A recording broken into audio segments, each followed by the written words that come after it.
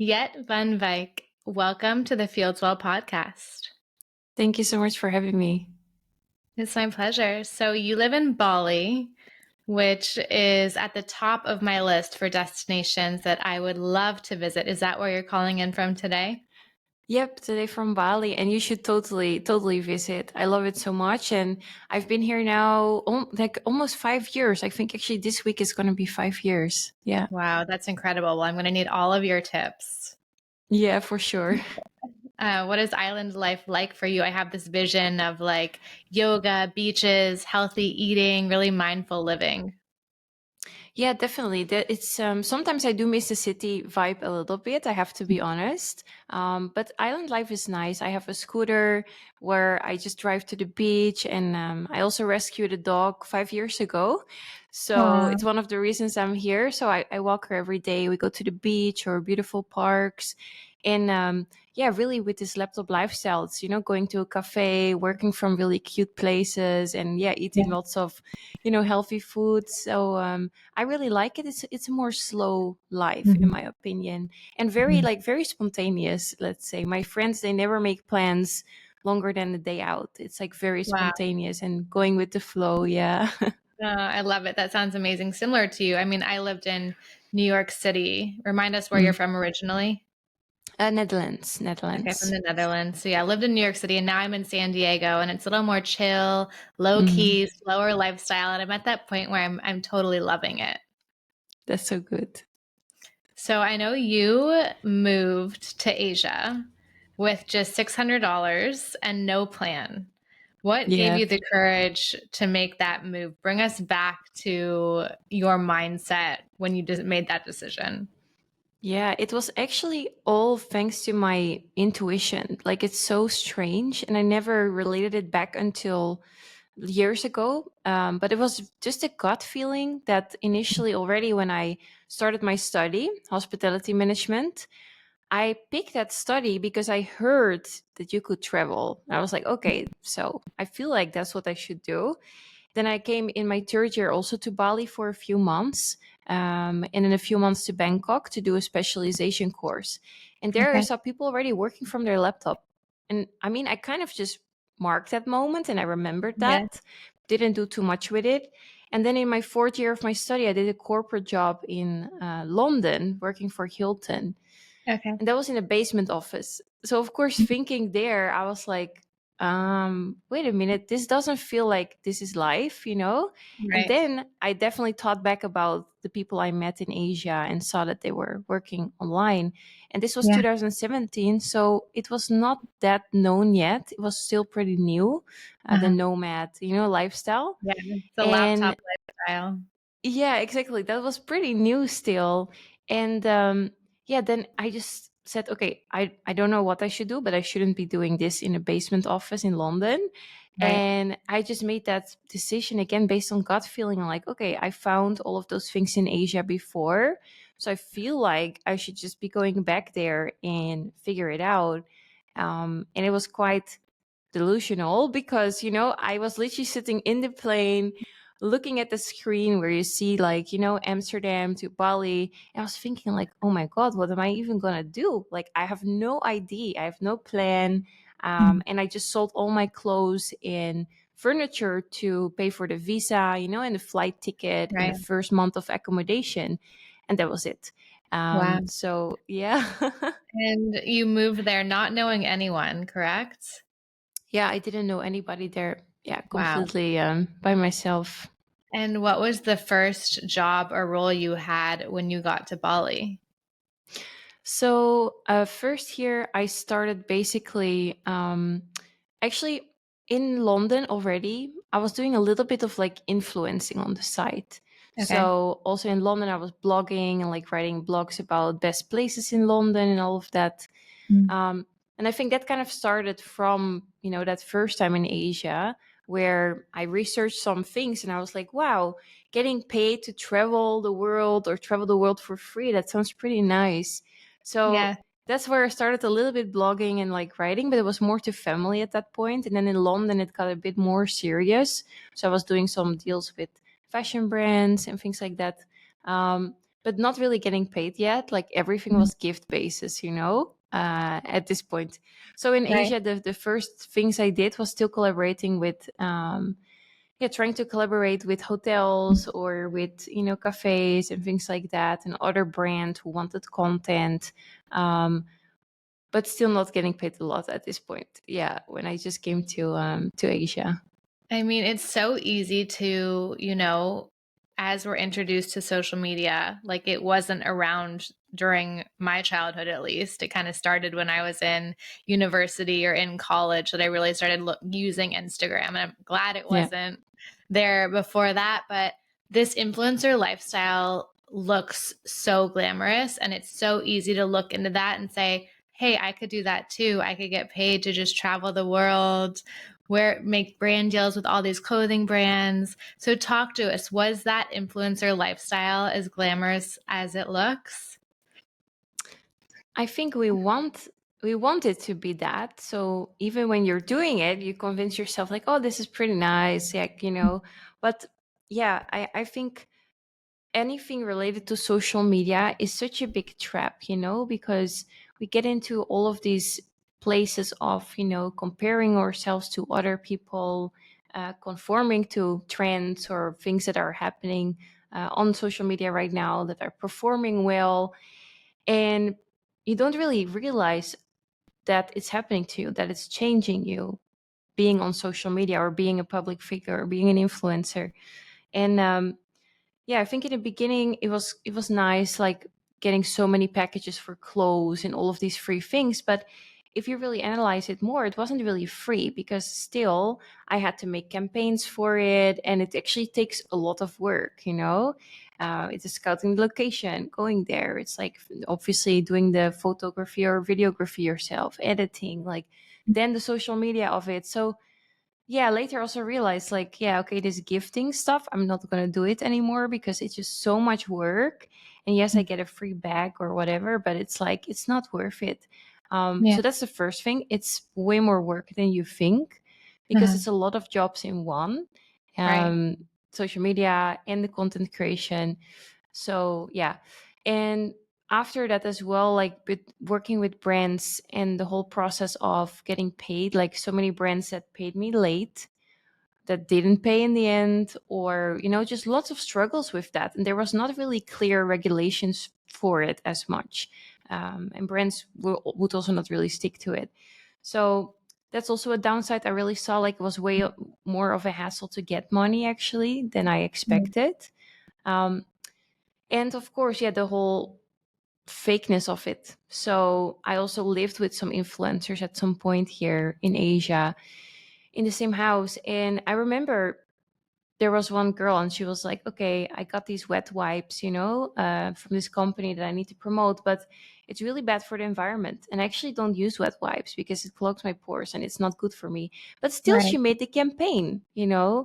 So it's all about persuading people to buy something. But the concept of influencer came from you liking something and then influencing others to also like it. But now it obviously turns into basically just, campaigns, and it is not really Yeah. true, even that opinion of that person. You don't know if it's true or if they just did it because they got Right. paid for it. Right. And that's also what I saw, like, wow, that's a very, very fake world. And then all the, things around it of like getting likes and followers by commenting on each other and all of these engagement groups. And for me, it felt just so out of integrity, Mhm. and very not ethical, like the whole Yeah. industry and everything about it. Yeah.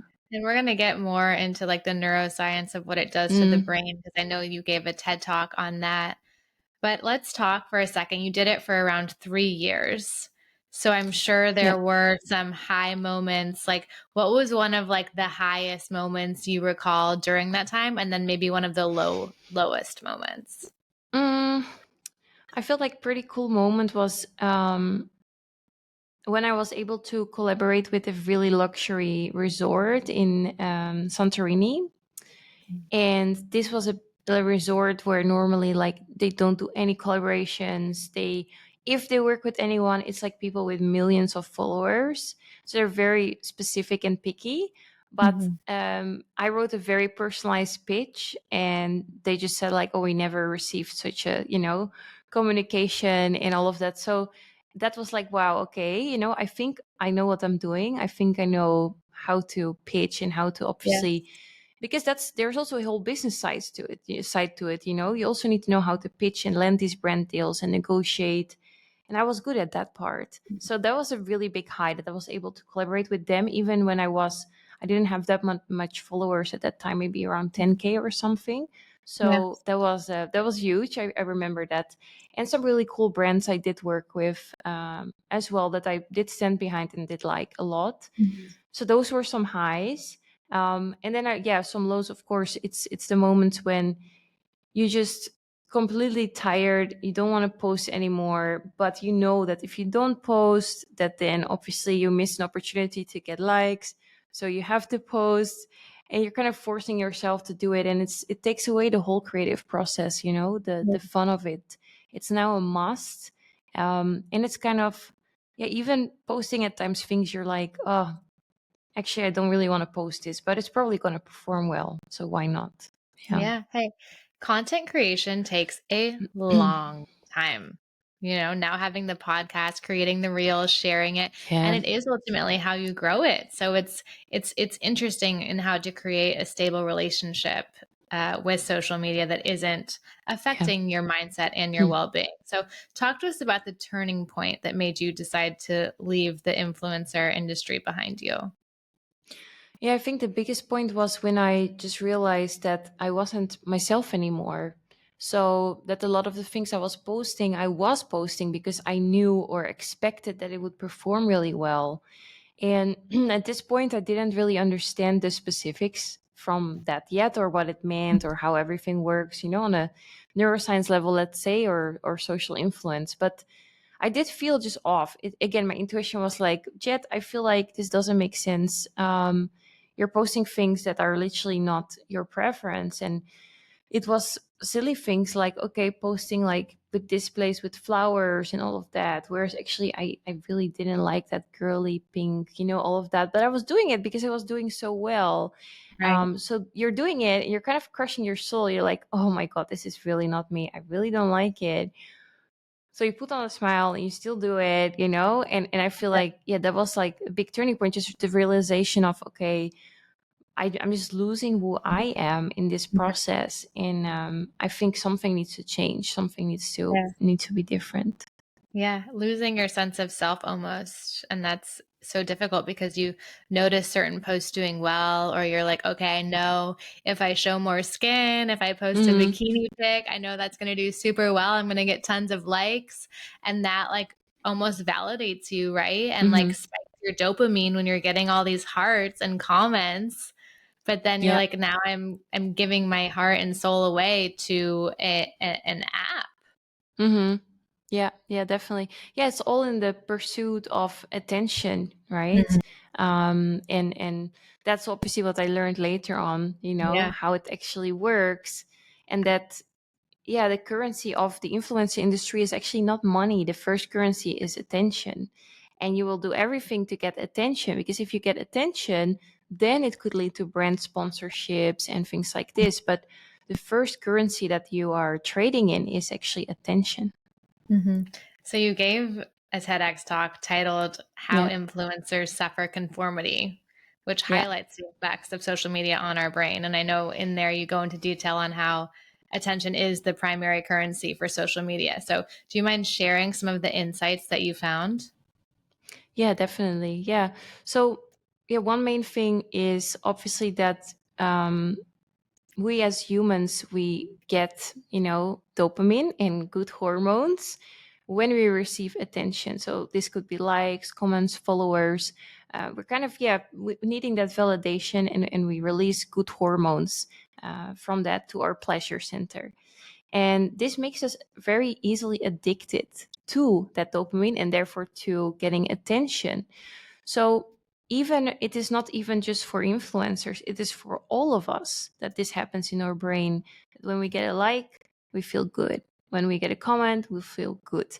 So subconsciously you're going to start to do things and change your behavior and change what you're posting to increase the chances of getting more dopamine and more likes. And this is, of course, where social media addiction really, really starts. Now, why do we change ourselves? That's a really big question because, even me, you would say, oh, I'm so strong-minded, right? I would always stay authentic and true to myself and da da da.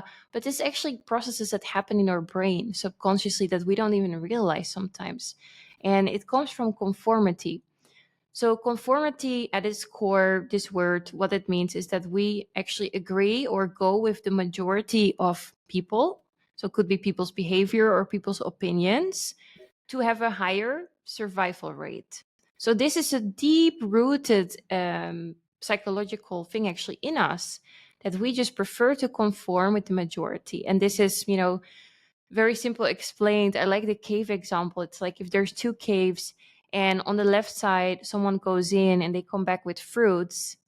And on the right side, someone goes in and doesn't come back. And then someone goes in and comes back without an arm. The majority is going to choose the highest survivability rates, which is the one with the fruits, right? So we're all going to conform that that's the right cave to go into. So this stems back to survival years ago, right? A long time ago. And right now, it could be maybe even you're sitting in class and a teacher asks you a question and you have to raise your hand. Like, did you really raise your hand because you knew the answer, or because the sense of everybody raising their hand for that specific answer? Like, it's of course we can develop a really strong sense of self and we can go against conformity. But if you pair conformity with the addiction to dopamine and likes, it is really hard to stay yourself and to stay true to what you believe. And I think that is the biggest trap of social media, is that we start to conform to what performs well and we start to see that as right. And these are the examples of, Kardashians going viral. Now our beauty standards completely changed, right? Because it looks like most people agree or prefer or obviously give attention to, those type of content. And it happens with so many things. And of course, the other side is influencers are getting paid to influence people and to have people conform to certain things as well. So this dynamic is just very dangerous on social media, not only for influencers, but it's it's very easy to lose yourself and to start posting or doing certain things because they get more likes, because you feel like that's what the majority does. It's so true. I heard something and it was along the lines of pay attention to apps that you don't have to pay for, because that's not the product. They're using you as the product. Yeah, you are the product. Exactly. Yes. Yeah, totally. So Because also the algorithms of these apps are of course designed to keep our attention. So everything in Instagram is designed to keep our attention, to make sure we don't leave the app.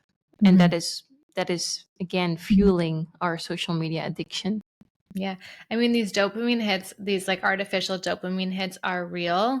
Like people who wake up immediately, turn over, grab their phone. I was guilty of this until I did a behavioral change project in my psychology master's program, where I said I want to be more mindful, because I was waking up, grabbing my phone, seeing how many like numbers, how many people had texted me, how many people had liked my photos or sent me a DM or what have you. And it's like, that's not the way to start your day.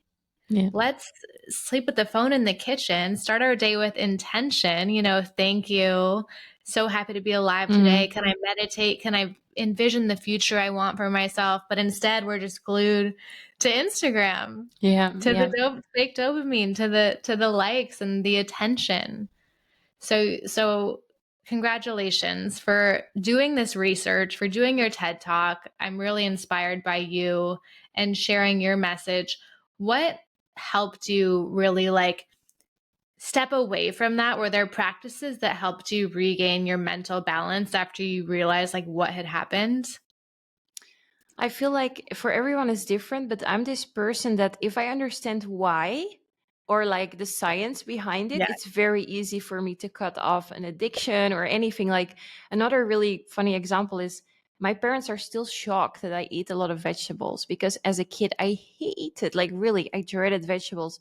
And now I got into biohacking. So I learned Yeah. so much about why and like what it does to us and which type of vegetables are not inflammatory, etc., that now I eat them. So it's like, for me, it's understanding why, and the research and the facts are so important.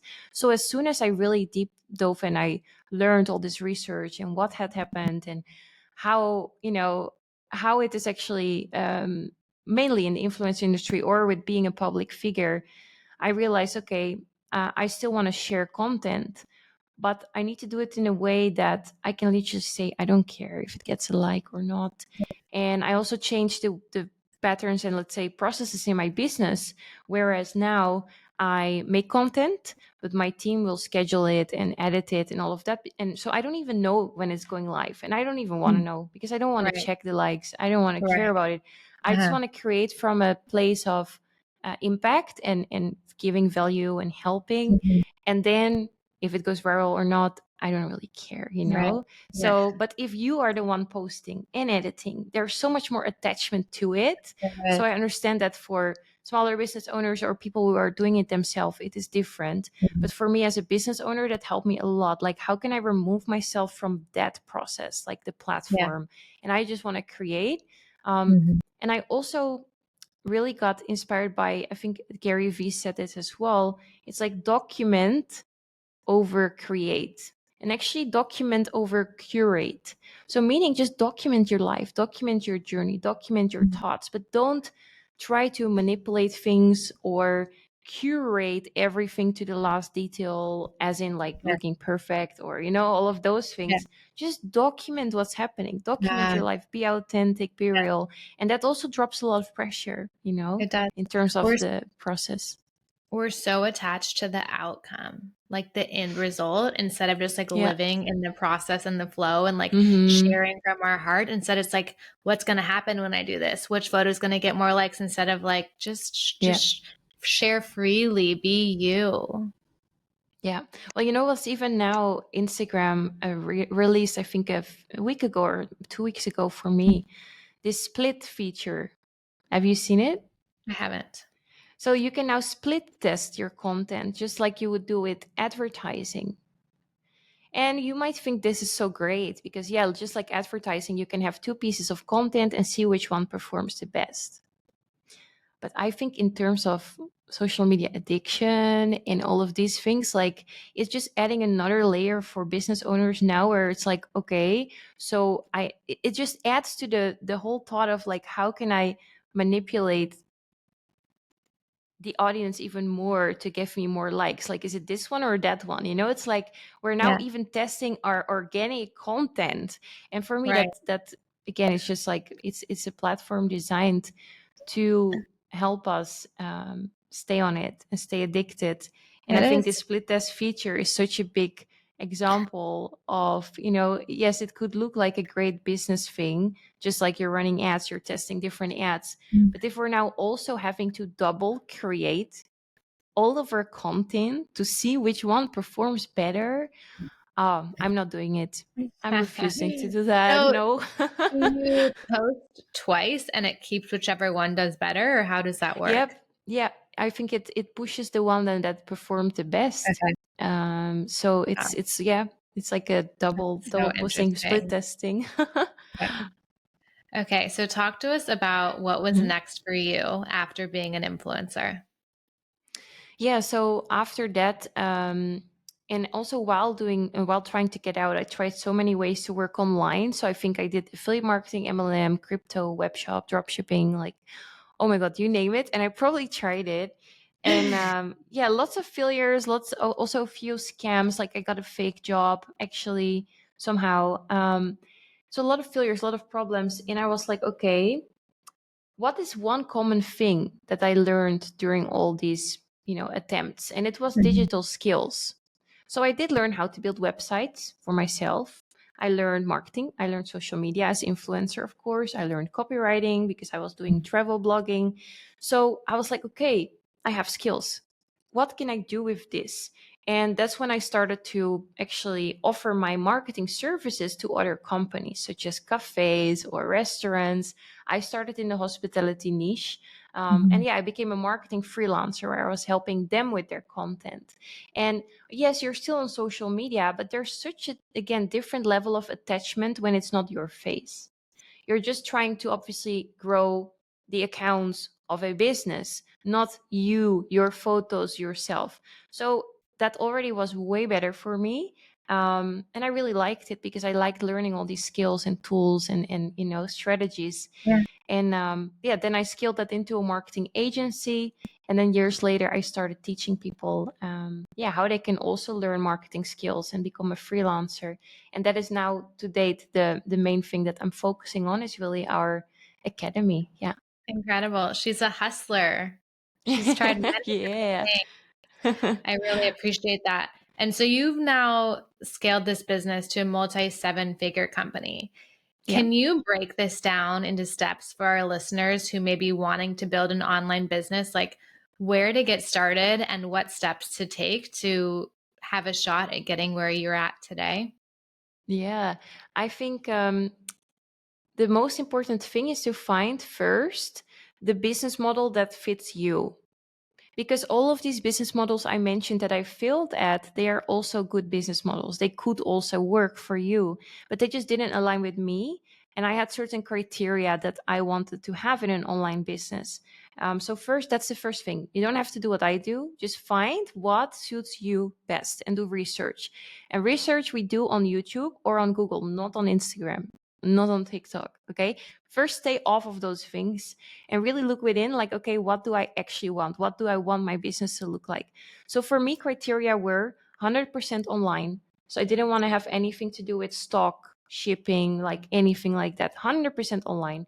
The second one was that I had to be able to do it around my passion and interest. Because if you love what you do, you're going to want to be part of the top 1%. You're going to want to push for that. If you're kind of you're not really invested, it's like you just want to make money, trust me, you're not going to get there. I can tell you that right now. If you're doing something you don't like, you're not going to be part of the top 1%. And if you want to be part of the top 1%, you need to be obsessed with what you do and therefore love it. So that's the biggest pitfall I see, that, and this is why I say stay off social media. We see all these gurus like, okay, sell 12 Canva PDFs and become a millionaire and all of this stuff. Again, I'm not saying it doesn't work, that business model, but if your heart is not really in it, it will not be that easy, And then you're actually selecting things because you are information overloaded and you get shiny object syndrome because you're just seeing every guru say it's simpler, easier. Oh, so you're choosing from a place of looking for the easiest thing versus choosing what you actually love and what suits your abilities and your skills. So those steps are the first most important ones. Once you have figured out which business model and then what industry that you are passionate about and you love. So for me, again, it was learning digital skills because it was 100% online. And then I connected it to the niche that I liked, which was travel. And that's why I worked with restaurants and hotels, and hospitality. So I linked those together. And then the third step here is now you are allowed to go to social media and you're going to look for specific mentors or courses or education in that specific business model. And you're going to look at people and basically make a table with pros and cons. Like, what do you like about this person? What do you not like? And I'm not talking about their course yet. I'm talking about their lifestyle. Because this is the other important thing. Like, find someone that you want to be like where they are now. So do you want to be the person who has all these Lamborghinis and do? Or are you a mom and you're going to find another mompreneur who's crushing it and her mission is to work from home with her kids? Realize that, because, if we just go for the flashy stuff, do you really want that outcome? Like, you have to be sure. And then the second question is, are you ready to make the sacrifices that person has made as well? Now, if you select a mentor, then the last step 4, is you're going to follow their program or coaching program, preferably coaching program. and you're going to turn off everything else. So you're going to go on an information diet. You're only allowed to listen to their material, because this is a recipe. If they created a good course, right? Obviously you have to analyze that too. But, they created something to show how they got where they are. So it's a recipe. If you follow a recipe for a brownie, you're going to most likely get a great brownie. Maybe some tweaks, and things like that. Maybe you have to do it a few times, but it's going to be great. However, if you're now listening to your neighbor's advice and you're starting to add a little bit more of that, and your friend says, no, you need to add more of this, you're going to ruin it. And that's what happens on social media when you keep buying new courses. Stop buying new courses. Just choose one, but choose it for the right reason. And then have full conviction in it. And then at least try it for a year. This is my, let's say the easiest step plan to do. And then, of course, you can scale it further. So for me, that was, hiring team members so I could take more clients. So I had an agency. And then later on, when I actually knew what I was doing and I had proof, I started in e-learning and I became a course creator, of course. But again, that's the other thing. There's so many course creators now. Like, don't create a course unless you have a track record and you actually know what you are doing and you have proof. So for a lot of people, they look at, those videos like, oh, sell courses, but about what? First, get experience. First, actually know what you are doing. And then that's a natural step to skill later on as well, to start courses or info products. But again, it comes back to the first part, like actually make sure you have the right business model that suits you and your, let's say criteria. And secondly, actually love what you do. Make sure that it comes from your desire and not because it looked like an easy, quick thing to do. Yeah. You just said so many things that I want to highlight, and I'm not going to get them all. I want to start with figuring out what you love to do, because they say you can't work hard enough at the right thing. Sure, you may see someone else selling a product or having success in a certain arena, but if you're in it just for the money and you're not super passionate about it, it's not going to be as easy for you to have the success that this other person has had with this endeavor. So really focus on, like, what is it that I'm passionate about? What is it that I wholeheartedly want to do and am obsessed with? Because that's really when things are going to align for you. Number two, finding a mentor. Once you find someone where you're like, this person is the shit, I want to do what they do, they give you all of the steps. And so often we feel like we have to like change the equation. And I don't know why we feel that way, but just like Jet said, like, if there is a brownie recipe, follow the recipe. They are spoon feeding it to you. This is exactly how I did it. Listen to that person. And it's so helpful to hear how you explain that and to tune everyone else out.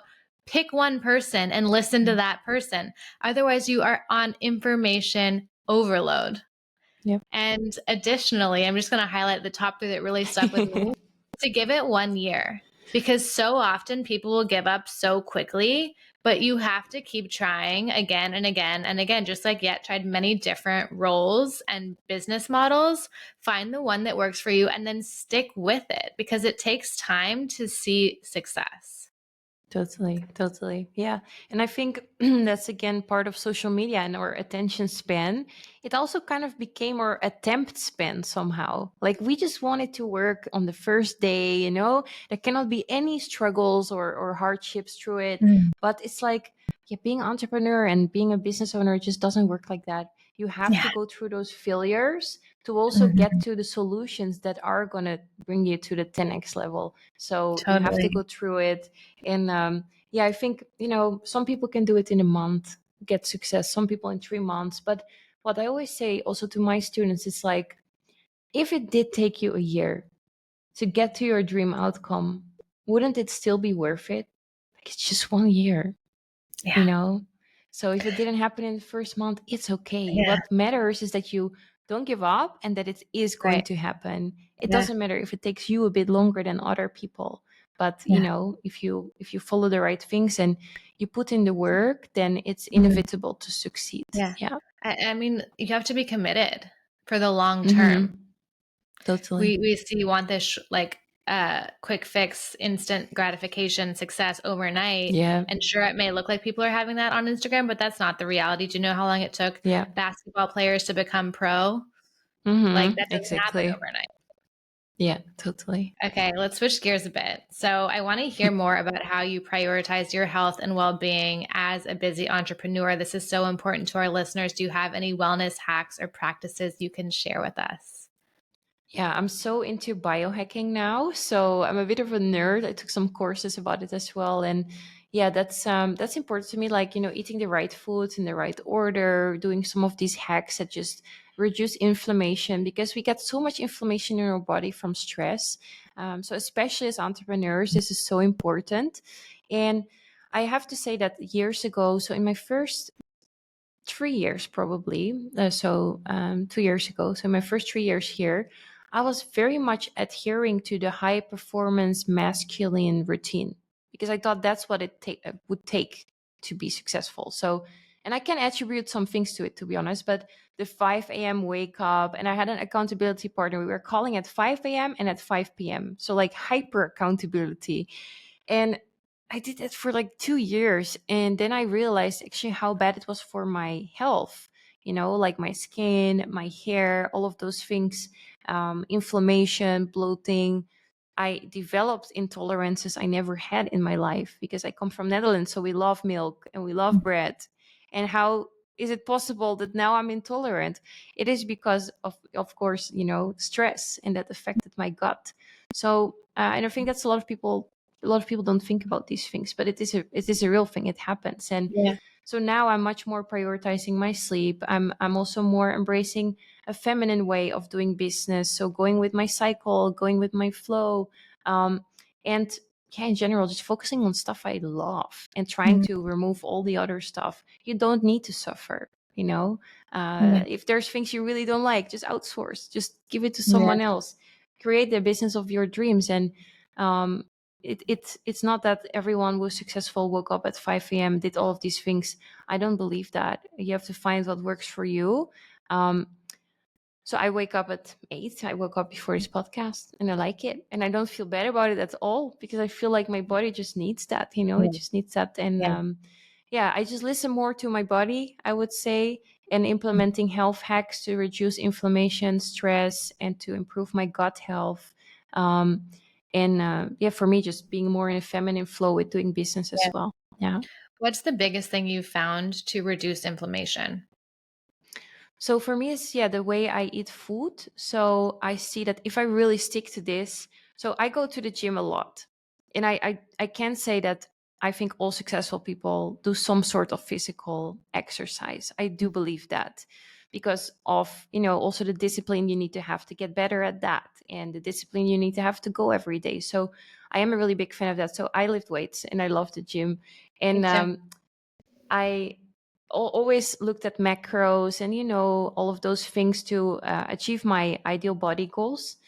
And I always still had like some, I guess, fat around my stomach, and I never knew, like, I was following the exact macros, training 7 days a week, like crazy stuff.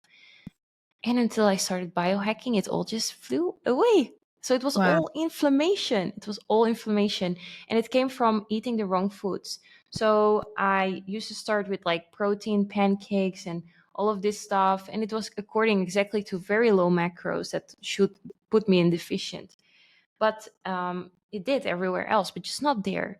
And then when I followed these biohacking courses, I learned, of course, about glucose spikes and insulin spikes and how they contribute to a lot of us holding a lot of water weight or fat or inflammation.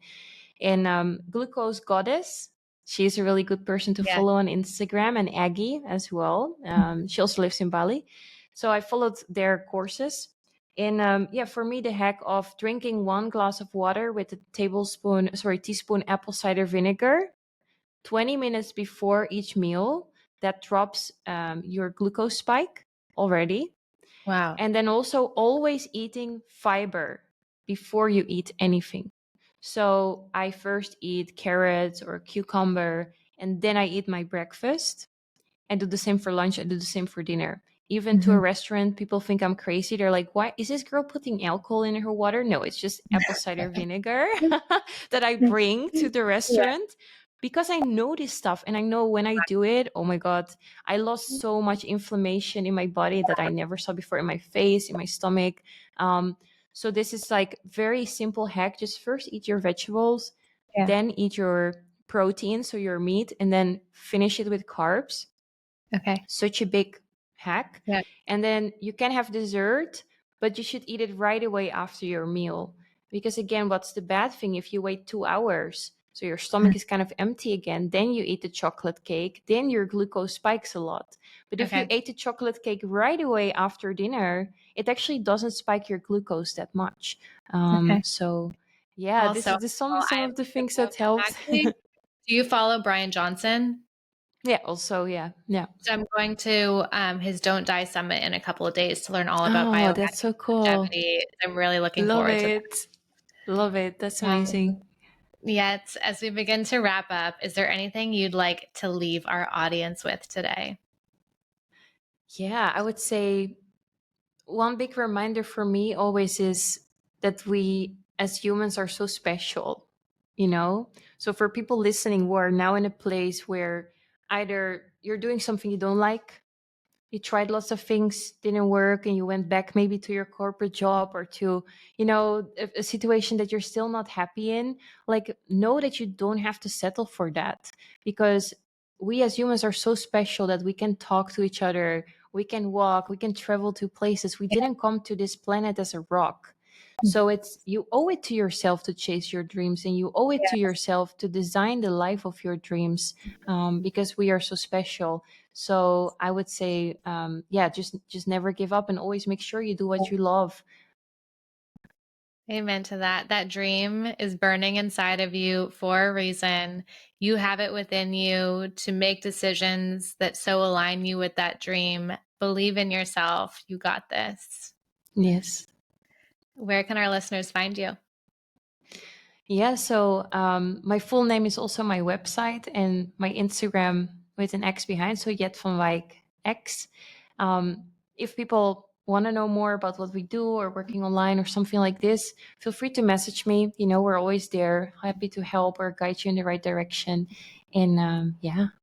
Amazing. And you have courses that help individuals learn how to build their own online business? Yeah, it's specifically Okay. focused on selling digital services, so freelancing. So Okay. what I also, yeah, always did. Amazing. I will link all of that in the show notes. Yeah. Thank you so much for Awesome. coming on today. Yeah, thank you so much for having me.